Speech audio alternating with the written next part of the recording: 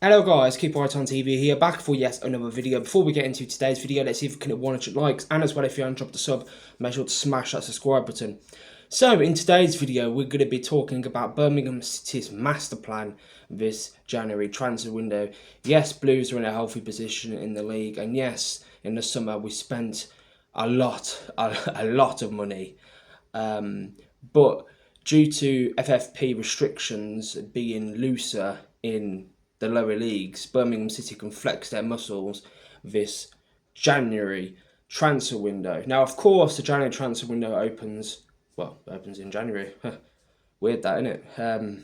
Yeah, but yeah, it opens like in a couple of weeks' time. Now, Birmingham City have actually been linked with a couple of players. One of them being Poku, I believe. One of them being Phil Newman.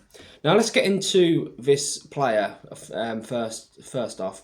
Now, of course, we was actually after this player in the summer transfer window. I believe we actually did put in a bid for him. I'm not sure.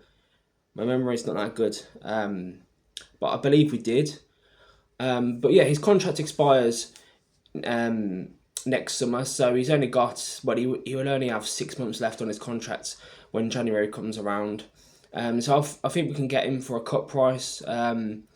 He's tall as well.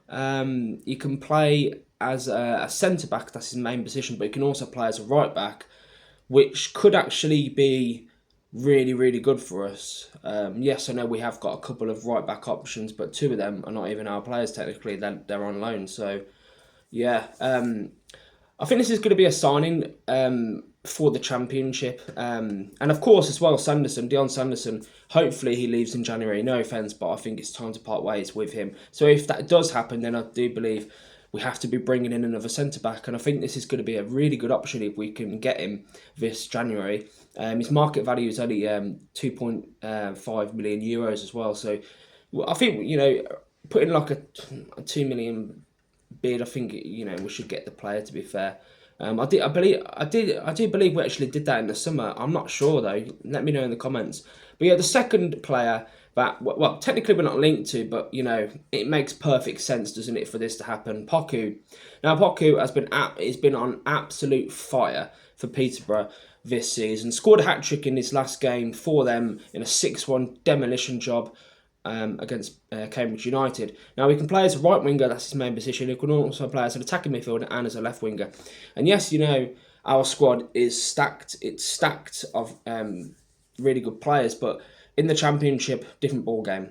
So I think we need players like Poku in the Championship because we need to add to our attacking options, because the Championship is a much harder league, much harder than League One. So yeah. Now, does he start? Does Phil Newman start? If he comes in January, I think Phil Newman, he doesn't get ahead of Clara or Bealey, does he, to be fair? But he could possibly play ahead of Laird in that right back spot. And then you look at Poku, who can play in 3 different positions. Contract expires next summer as well.